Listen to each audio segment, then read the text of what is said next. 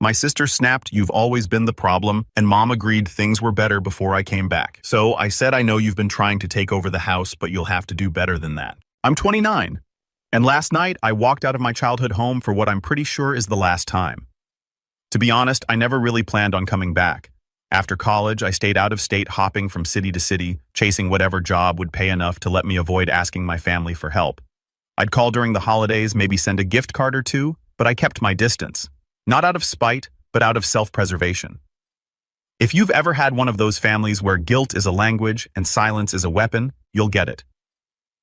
Every conversation with my mom was a tightrope walk over landmines. Every visit was a performance.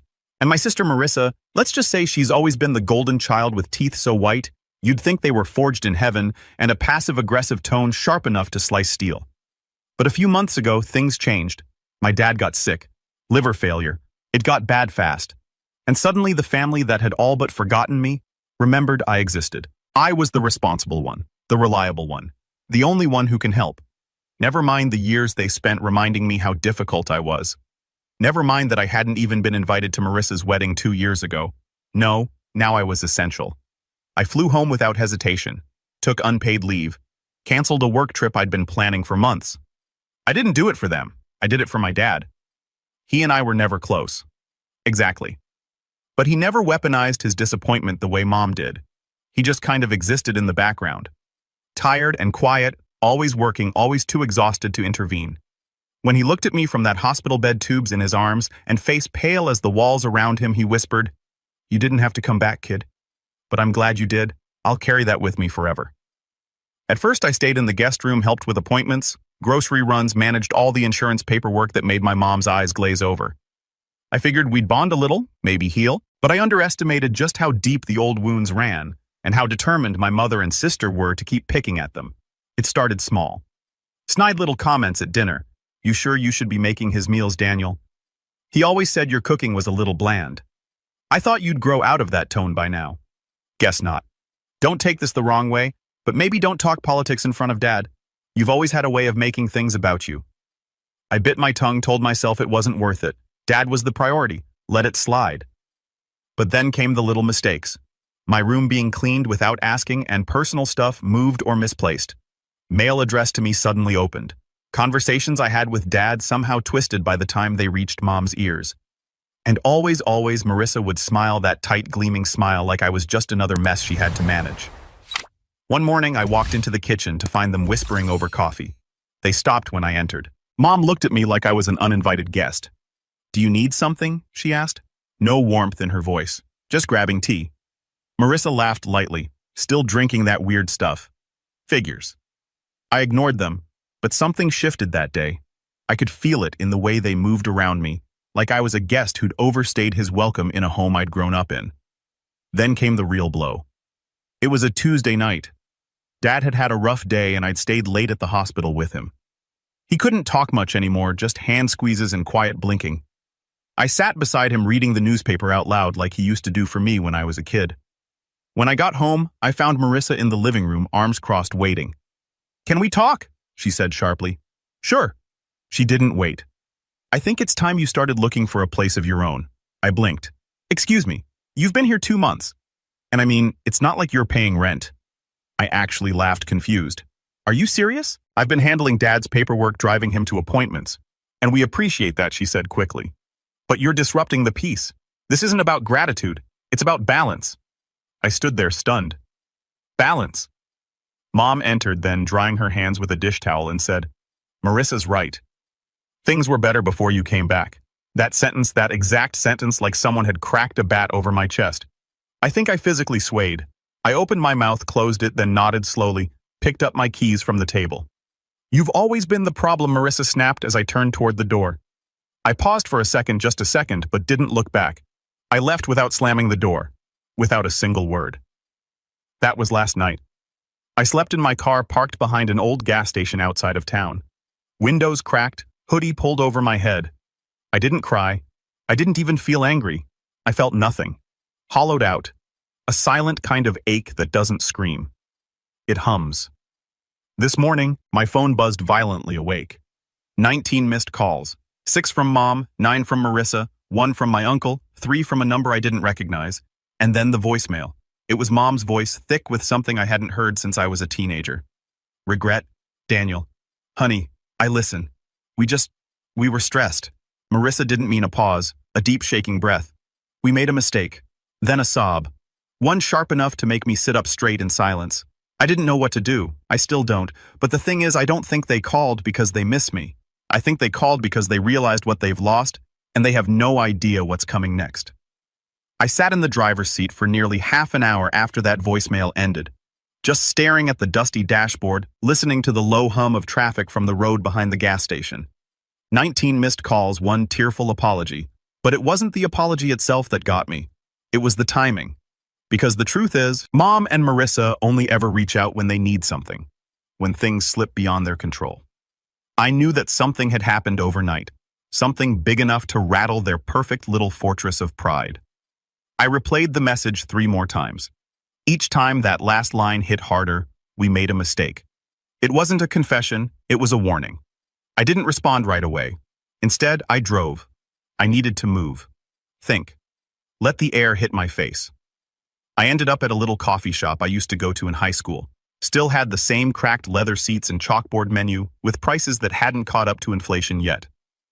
I ordered the cheapest thing they had, took a seat in the corner, and pulled out my phone. That's when I saw the email. Subject line: change of primary contact, Emerson Health account. My heart dropped. I opened it. This email is to confirm the change of primary emergency contact and billing authority for patient Charles Monroe. The new primary contact is Marissa Hall. If you believe this is an error, please contact Emerson Health immediately. I felt my chest tighten. They were trying to push me out. Not just from the house, but from everything, from Dad, from the decisions, from the one thing that still tied me to that family in a meaningful way. And they did it behind my back. The timeline clicked into place instantly. They must have filed the request yesterday, probably while I was at the hospital. Probably while I was sitting beside the man I'd sacrificed my job and my life for these past few months. That voicemail wasn't regret, it was desperation. They realized I still had access to things they didn't fully understand. And more importantly, they needed me to clean up a mess they just created. I logged into the hospital's patient portal. Dad's file was locked, access restricted. My profile was still listed as an authorized viewer, but my editing rights were gone. So was my billing access. So was everything I'd set up, but I still had something they didn't know about. Something they forgot. A separate account I made under my name when I first started managing Dad's appointments. It was linked to the home care payments, and more importantly, it was tied to the financial support I'd been fronting quietly since day one. See, Marissa and my mom liked to act like they were the ones keeping things together. But without me, they'd be buried under a pile of unpaid invoices, bounce checks, and canceled services. The house was still technically under Mom's name, but the second mortgage, that was mine.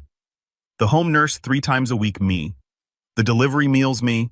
The upgraded hospital bed Dad needed to stay comfortable. Also me. I pulled up the banking app, opened the transactions. The autopay settings were still live, still active. I hovered over the suspend all recurring payments button, but I didn't press it. Not yet. Instead, I opened another folder. One I hadn't touched in weeks. It was something I started compiling out of habit. Dates, receipts, screenshots, voicemail transcripts. I labeled it contingency. Back when I first arrived, I didn't trust them. I still don't. But that folder, it was my insurance policy, my quiet digital paper trail, and it were audio clips of conversations I'd accidentally walked into, like the time I overheard Marissa whispering to Mom, "Once Dad's gone, we sell the house. Daniel doesn't need to know until it's done," or the email she sent to a real estate agent titled "Exploring Options Post-Estate Finalization." She was planning ahead, not for Dad's care, but for his absence. That's what made my stomach turn. She didn't see this as a time to support him. She saw it as a countdown. And me, I was the inconvenient delay. By now, I knew what I had to do, but I wanted one more thing. Proof that they weren't just greedy, that they were willing to lie outright to make me disappear. So I called the hospital. "Hi, this is Daniel Monroe. I'm trying to understand why I was removed as the primary contact for my father's care." There was a pause, a clicking of keys. "Looks like the change was submitted yesterday afternoon, authorized by Marissa Hall. Did she provide documentation?" Yes. "A signed statement from your father." My blood went cold. "That's impossible," I said flatly. "Sir, he can't sign anything. He hasn't been able to for over a week. His right hand is paralyzed and his left arm has a catheter. There's no way. There was a silence on the line, then a cautious reply. We'll escalate this to the compliance office immediately, sir. I hung up. My hands were shaking. They forged a signature. For what, control closure? Or maybe just to make sure I wouldn't be in the room when the end came. I stared at my screen again, watched the cursor blink next to the suspend all payments button. But I didn't press it. Not yet. Because cutting them off financially, that would be the easy part. But I wanted them to feel it first. Not just the consequences, but the reality. They wanted me out. Fine. But they were about to learn what life was really like without me. They just severed the one lifeline they couldn't afford to lose. And I hadn't even told them yet. I didn't call them back. I didn't text. Didn't reply to any of the messages still pouring into my phone. I just sat there in that worn-out coffee shop booth watching the world pass by like it had no idea mine was on the verge of cracking wide open. My tea had gone cold. I hadn't even touched it. Instead, I started planning. I wasn't angry anymore, just sharp-focused. The kind of clarity that only comes after years of second-guessing yourself and finally realizing you were right the whole time. I knew my mom and sister well enough to predict their next moves. They'd scramble panic play victim if they had to, but most importantly, they'd try to salvage control. That was their addiction. Not power, not money control, of perception of narrative, of whose side people saw. But I had the truth and the receipts. First, I backed up the entire contingency folder to multiple drives, one encrypted, one cloud. Then I forwarded the most damning files, those voice recordings and the real estate emails, to an old friend of mine, Clara. She was a lawyer. We hadn't talked in a while, but I knew she'd look over them without judgment. The email I sent her was short. Need your eyes on this. Potential forgery and elder exploitation. Let me know what's legally actionable. D. I sent it, took a deep breath, and only then did I log into the banking app and freeze the payments. Not cancel, not yet, just enough to cause a ripple. Within an hour, the first text came in from Marissa. Hey, did you pause something with the nurse service? They called saying the payment bounced. 5 minutes later, Daniel. This isn't funny. You said you'd help. Dad needs the care. No apology, no explanation. Just that entitled tone that made it sound like I had dropped the ball. I didn't reply. Another 20 minutes, and the hospital's financial office was calling. I let it go to voicemail. They were trying to confirm who was responsible for Dad's account. Perfect. Then came the call from my uncle, Mom's brother, Uncle Ray. Daniel, he started, voice firm. I just got off the phone with your mother. She's in hysterics. What is going on? I leaned back in my car seat, letting the sun filter through the windshield. What did she tell you, that you're threatening to cut off your dad's care over some family squabble? She says you're being vindictive. I almost laughed. She didn't mention the part where they forged a medical document to remove me from Dad's file. There was a long pause. What? Yeah, I said calmly. Hospital confirmed it, and I have a copy of the document. It's not even his handwriting. The man hasn't lifted a pen in 10 days. Another silence, then softer. Jesus Christ. She did it to gain control. Probably wanted to sell the house the second he's gone and get me out of the picture before I asked too many questions. I had no idea, he said quietly. No one ever does, I replied. Because she's good at keeping things pretty on the outside. That's the whole family motto, isn't it? Smile for the neighbors. Eat each other alive behind closed doors. He didn't argue. Look, kid, what do you need from me? That surprised me. I hadn't expected him to believe me so quickly. Just stay out of it for now. But if Mom or Marissa starts spinning a story about how I abandoned them, I need someone who knows better. You've got that, he said. And Daniel, yeah, I always thought you were the only one with a conscience in that house. Don't let them convince you otherwise. I hung up without saying more. I didn't need to. For the first time in a long time, I felt seen. I went back to the hospital the next day, not to see Dad, but to meet with the compliance officer. Her name was Angela, and she looked like she'd seen this exact kind of family implosion more than a few times. She reviewed the forged document with a grim frown, then looked at me. This isn't even a convincing signature. I know, I said. This could qualify as medical fraud, especially if any decisions were made based on this document. I nodded. I don't want to press charges yet. I just want to make sure my father's care doesn't suffer because of this.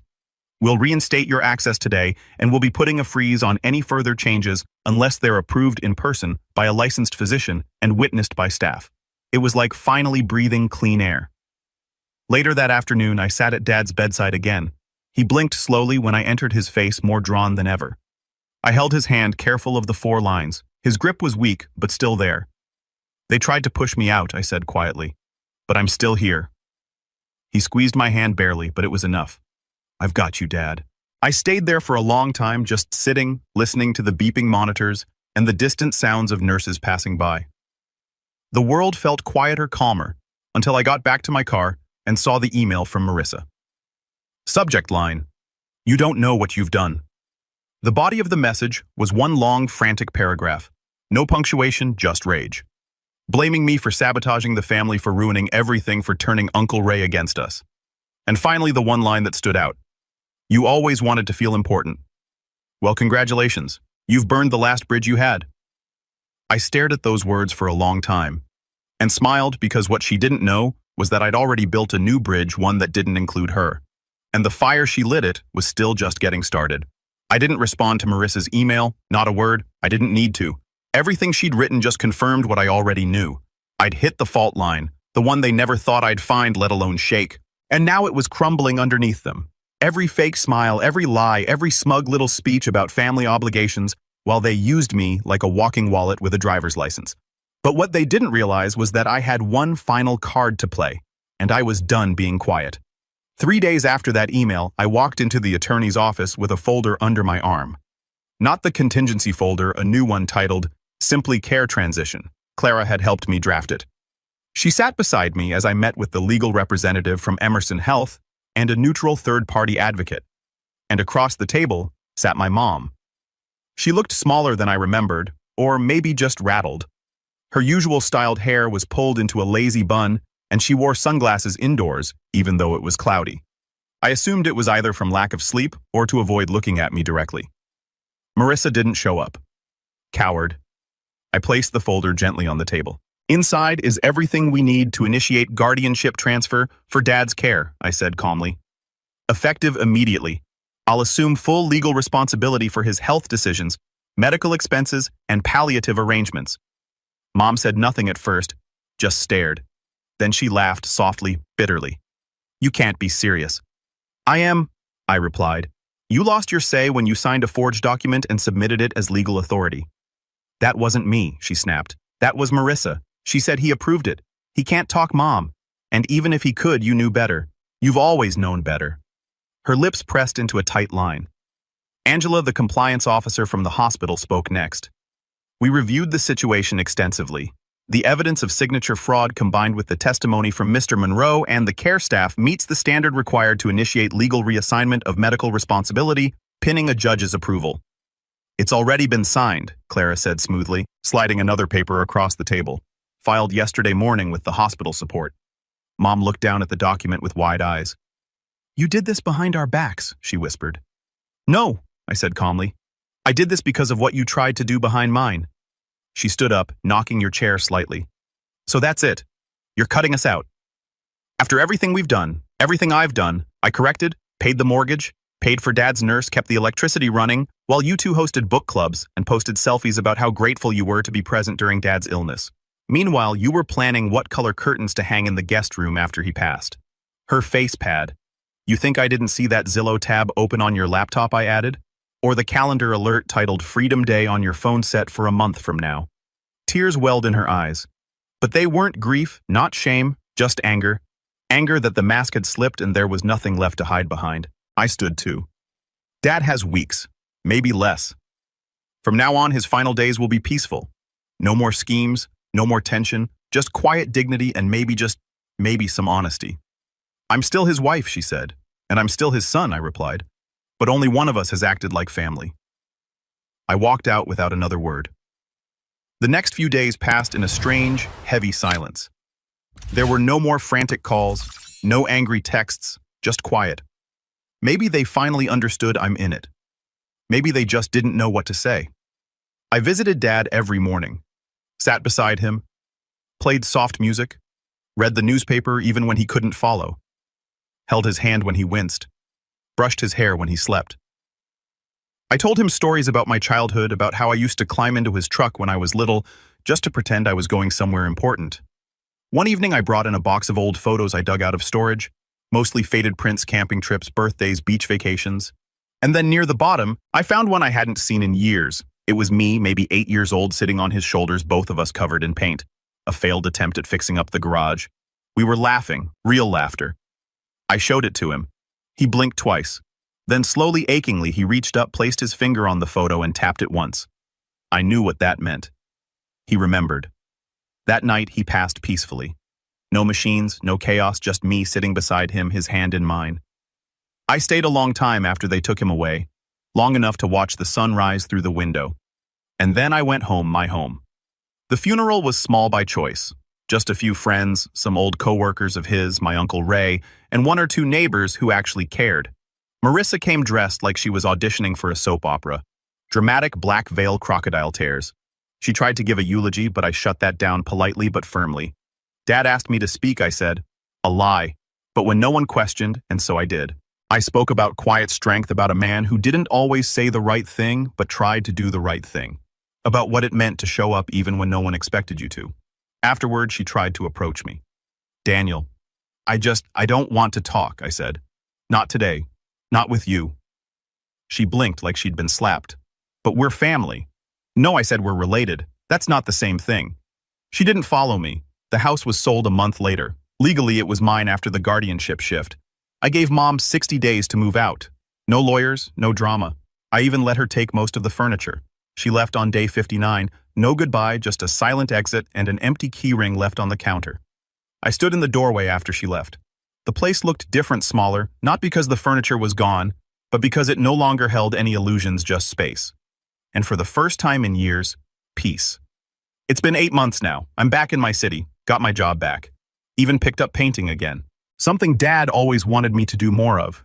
My apartment's small, but it's mine. My walls are quiet. My time is my own. Sometimes I still get calls from family, mostly cousins, a few uncles. They don't ask about Mom or Marissa. They ask about me. They say they heard what happened. They say they're sorry.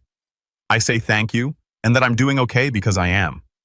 I used to think cutting people off was cruel, harsh, unforgivable. But now I know it's not always about punishment. Sometimes it's just about healing, about reclaiming the space someone else poisoned. Dad's last words to me before he lost his speech completely were simple. You did right. I carry those with me. And every time I doubt myself, I remember I didn't walk away from my family. I just stopped walking toward people who never once took a step in my life.